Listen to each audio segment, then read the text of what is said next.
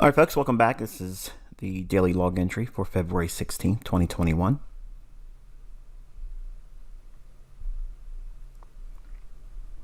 All right, real quick, I have your attention. So I want to do this at the beginning of the video, and I promise I'll be very, very brief. I'm getting emails from folks that are in month one are asking when should they be making their month two payment. And I have others that have already made their month two payment saying they're missing their month two content.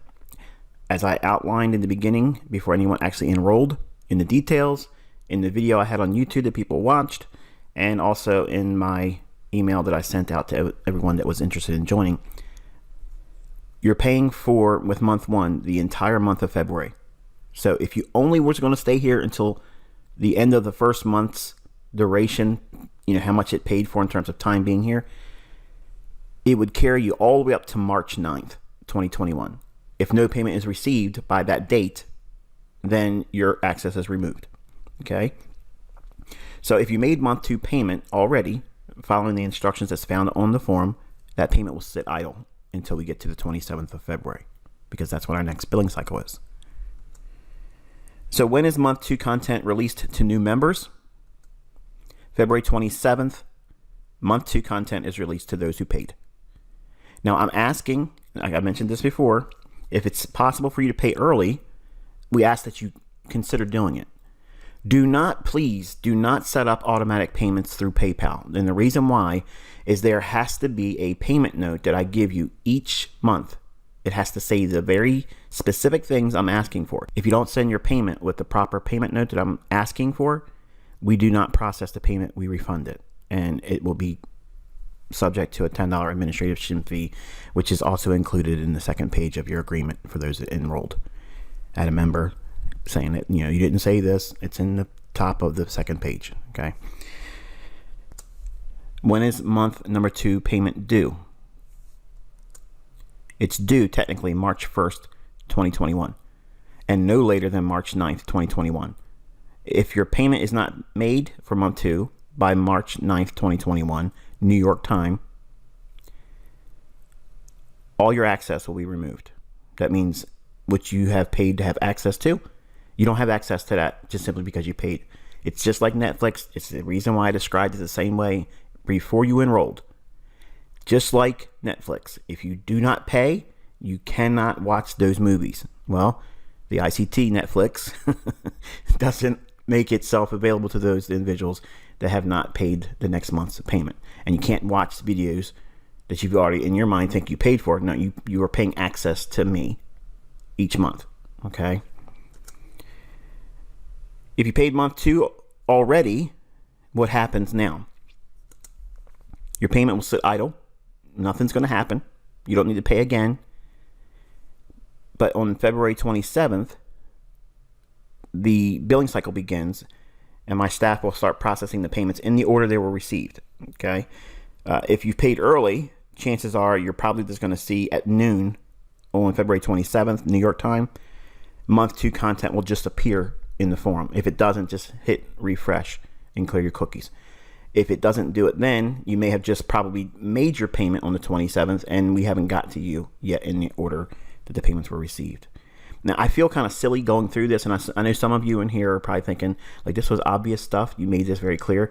But for some reason, there are still members that didn't see this. They didn't see it in the last video that I included about payment instructions, and they don't see the post in the month one content area on the forum that says month two payment instructions. They don't see the link at the bottom of month one content. All the way at the bottom it says instructions on how to make month two payment. Click this and click it. It gives you all the instructions. I'm adding it here, okay? And I know I'm probably annoying those that aren't paying payments anymore, but it is what it is. I have to make it available because you all are in respective user groups, and it's easier for me to just put it here, and it's common knowledge. What payment note do I need to include with month number two payment? It must say this, okay? It must say this exactly. And then in this area here, you would include the email address that you used at your enrollment. Month number three content. So you guys know, it will not be released until March 27th, 2021 to those who paid. As you might have guessed, Month number 4 content will not be released until April 27th, 2021 to those who paid. Each month, you can pay ahead and early, which helps us spread the payments out. If you are thinking you have until March 9th, so I'm just going to wait until that date, that will only help to bottleneck us, and we will be crushed with payments, and it will take us a long time to get through all of them. Okay, so be considerate if it's possible. Try to make the same payment date every single month. So whatever you paid the last time for your month 1, use that same date each month. If you do that, everything else will work itself out. But if you set up automatic payments through PayPal, that's going to be a problem because you're not including the payment note that's required. So if you set that up, and I've had some people already say, I've already set it up, it's automatically going to get taken out. Don't do that, because you're going to create a problem where you now have to pay $10 to fix an error I'm telling you that this is going to create. So don't do that. Just manually do it. I will prompt you as we get closer in the forum, but I'm not going to add it in the videos like this. But I'm just adding it here one time so you can see it and know that this is the order and the schedule, how everything's going to be released. Okay? And as you know, month number 5 content is going to be May 27th. And just keep going out until we get to charter membership level. If you fail to make your month 2 payment by March 9th, 2021, all access will be removed, as I mentioned earlier. If you make your month 2 payment after March 9th, 2021, this is considered late. It will be processed on March 27th, 2021 if it is sent with the correct payment note. If it is not received by April 1st, 2021, your account is permanently canceled and you will not be able to rejoin. No exceptions.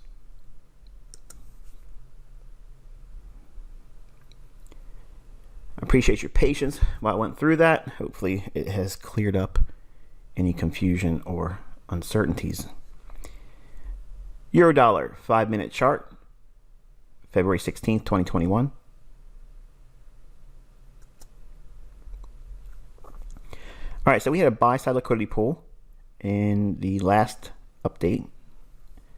That level is extended out in time. You can see that we did make a run of 20 pips above that. So we expanded to buy-side liquidity in the form of a 20 pip sweep above an old high. It reached it during the New York Open. The run starts from London Open kill zone, rallies up, and then clears buy-side liquidity. Now I want you to go and look at what we were expecting for dollar index. Okay, there was relative equal lows that I said that we would probably draw down into. That would be the next draw on liquidity. And vice versa, we see that happening here with the run on buy-side liquidity for euro-dollar. Now, if we reach those objectives and they're outside of a dealing range, in other words, we're below old lows, so we're reaching into and tapping into external range liquidity, which is being seen here. This is external range liquidity in the form of buy-side liquidity or buy stops. The dollar index, which I'll show more specific details, obviously because of the midweek review on Wednesday. I'm not going to include a dollar index chart here, but for your own studies, go back and look at the notes that you should have taken by watching the commentaries and in the daily logs, what we were anticipating for the dollar index. It traded down to those lows, and then we had a reaction today. So that also is a mirror image of what we see here in the euro dollar. And then we had the market trade lower down into a fair value gap. Now this is a fair value gap that you knew about yesterday. So project that out in time. We trade down into it here. Small little bounce, and now we're consolidating. And the fair value gap on the daily chart is what we're also trading inside of. It's a larger range that's not being defined here in this chart. But London close, it just hits the low right before the beginning of London close. So we're seeing turning points here. And that's what I'm training your eye with initially. As first month students, even if you are a 2016 group member, you should be going through this mentorship with the same mindset that this is the first time for you.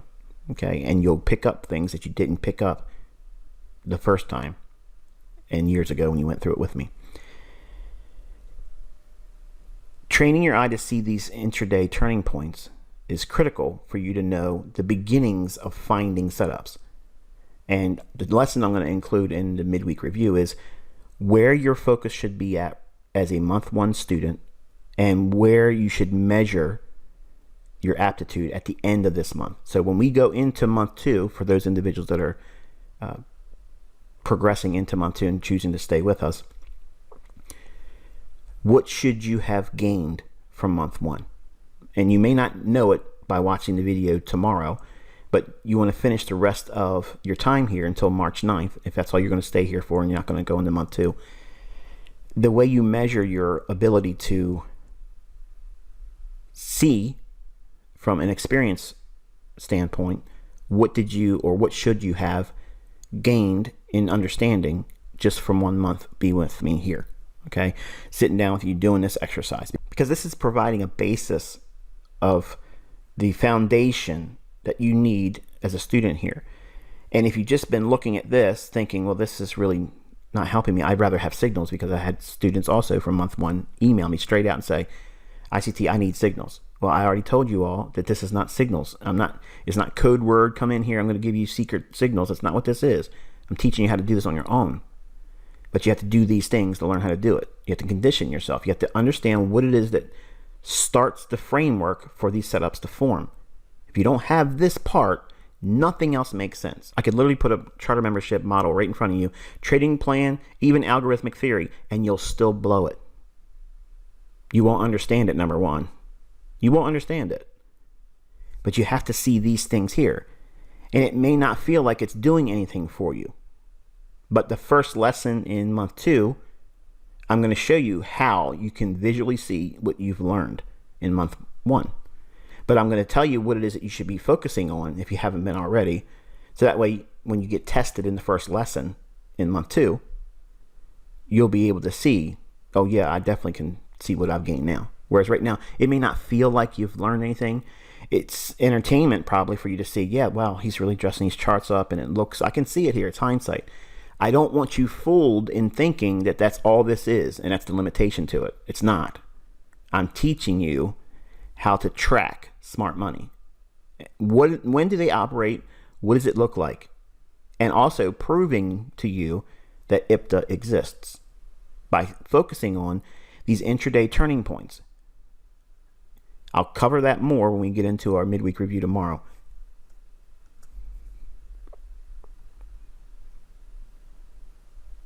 All right, pound dollar, or cable as we call it, 5-minute chart.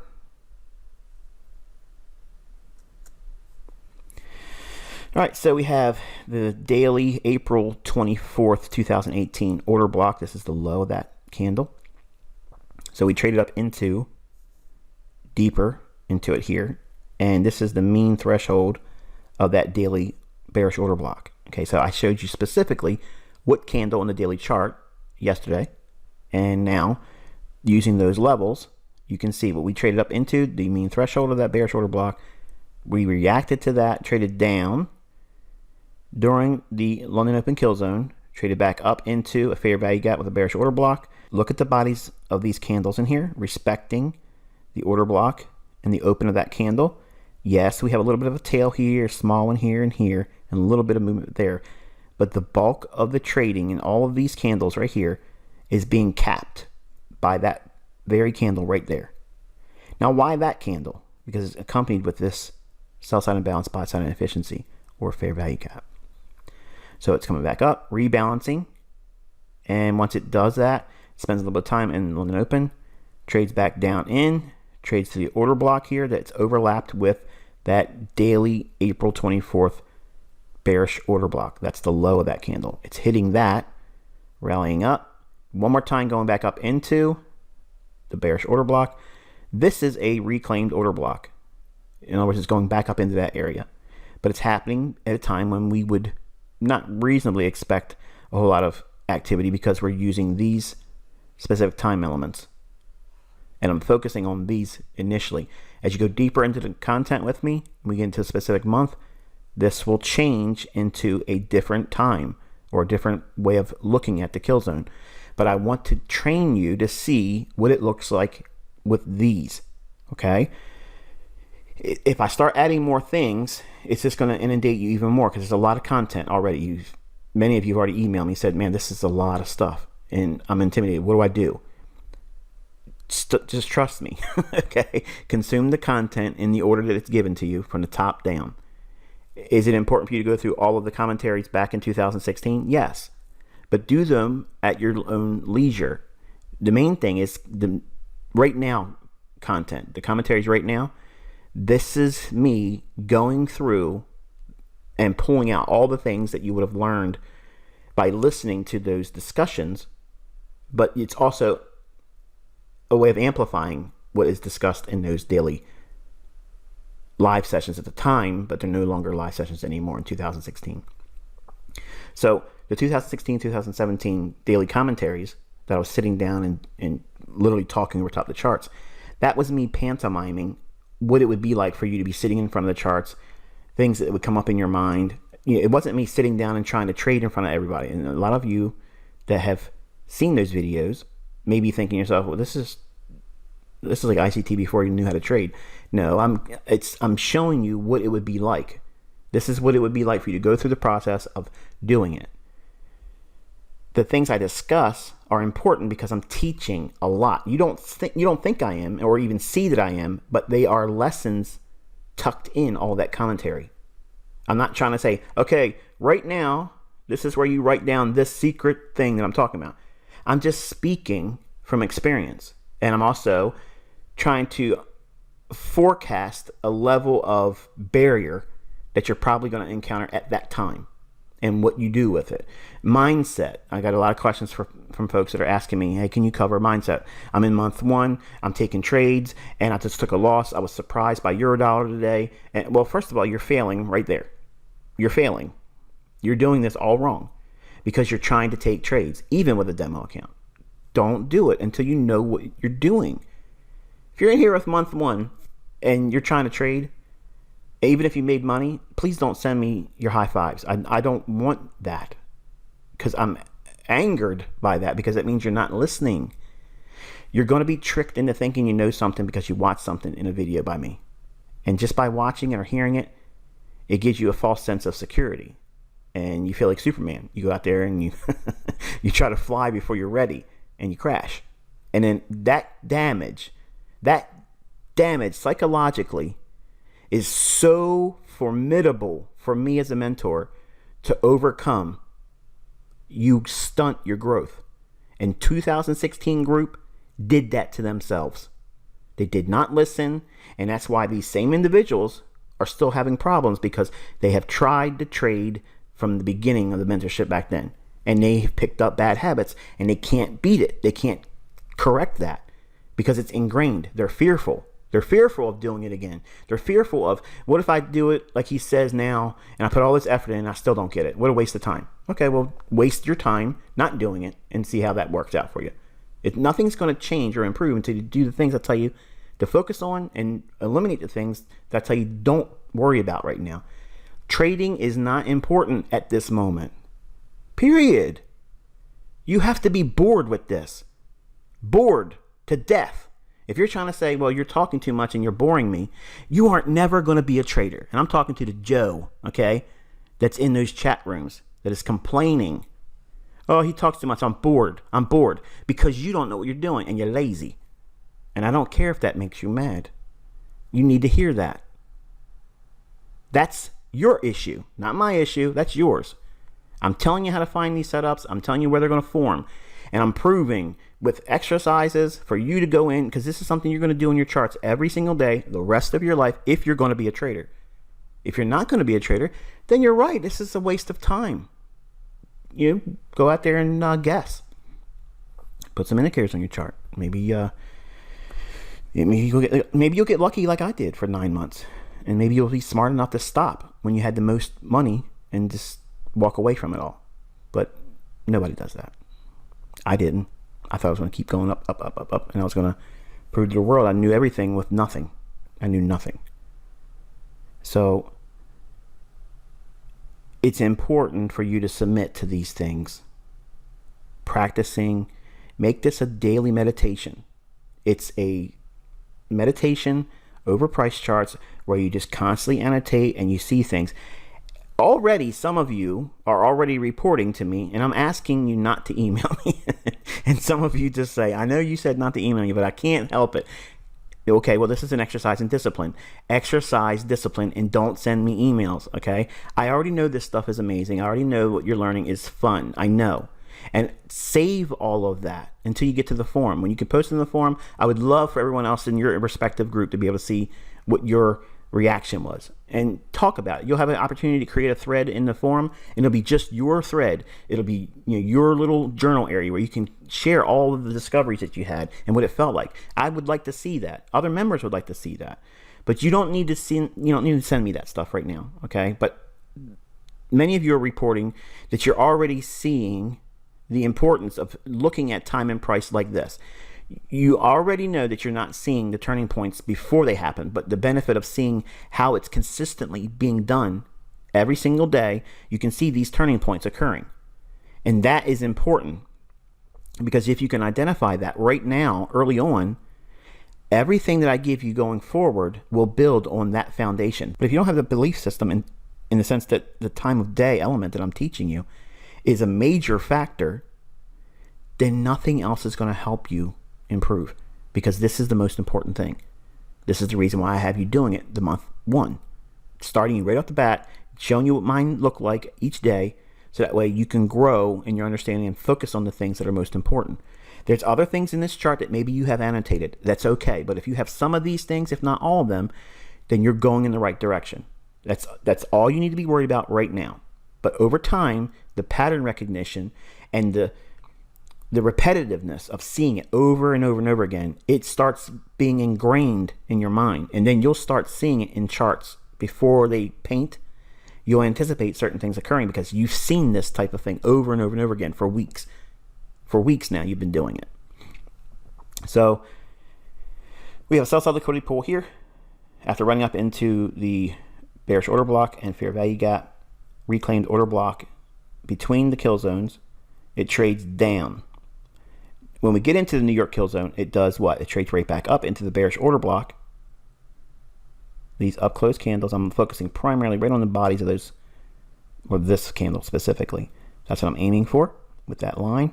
So it trades up into that for optimal trade entry. So this is a New York session optimal trade entry inside of this level and this level, which is that April 24th bearish order block on the daily chart.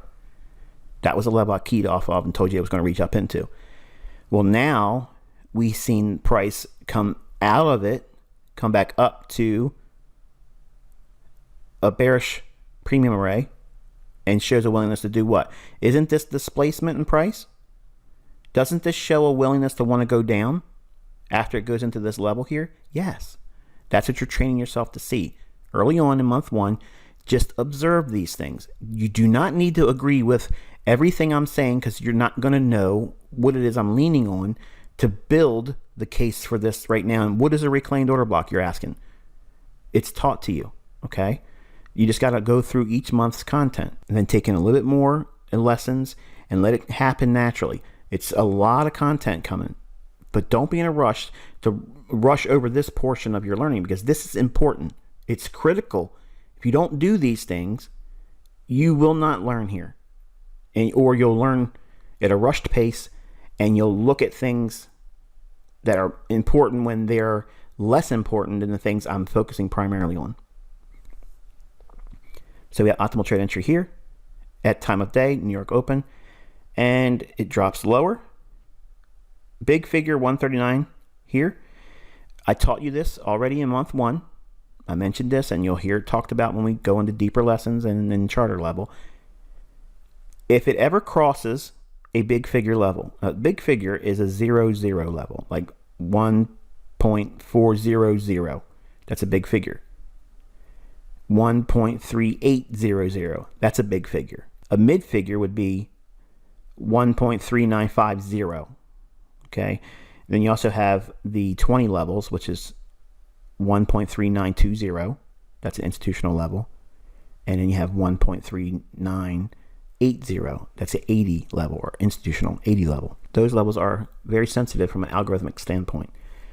So you end up having like these minor turning points, which can become intermediate turning points at those respective levels. But a big figure, a mid figure, or a 20 or 80 level, they're all institutional levels. It's not important for you to have every single 20 level, every 50 level, every 80 level, every 00 level on your chart. It's too much clutter. You just need to be trained early on to look at and observe where we are in the dealing range and what levels exist. And draw attention to them if it's important, but if it's not important, don't draw any attention to it. But be always aware of what they are over here and in the scope of what you're looking at for price, because they're going to overlap many times with a PD array. A PD array is like an order block, a fair value gap, an old high, old low, breaker, mitigation block, something to that effect. But back to this big figure. If we trade down through it, and this is the same if we trade up through a big figure too, but if we trade down through a big figure, it can trade as much as 40 pips through a big figure.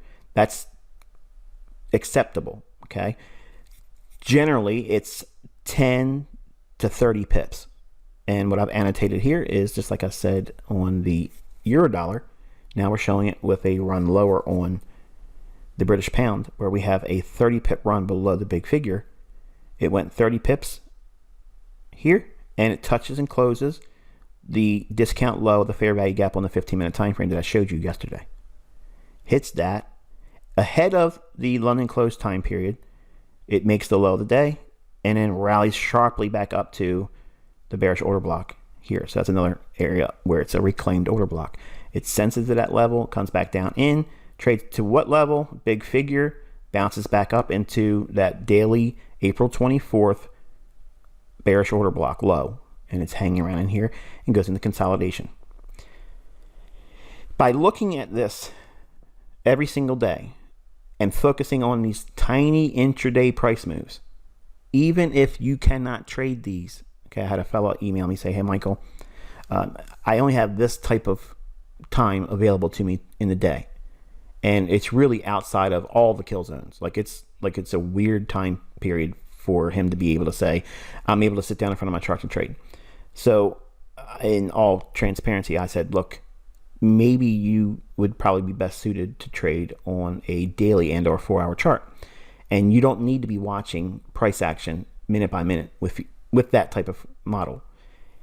It takes a lot of discipline, but it's still possible. And I traded that way when I was a working man back in the 90s. So when I was doing the vending business, I was trading basically a daily chart, but using the previous day's hourly chart. And I was waiting for the sessions to start trading in the futures pits. I would know what that time was, and I would have a quote trek machine, which was like a little, radio, basically. It was kind of like the dimensions of maybe an iPhone or a Galaxy Note today. It was very similar in terms of the dimensions, how thick it was and how big it was in your hand. It just had an antenna, like an old FM AM radio. You just pull the antenna up.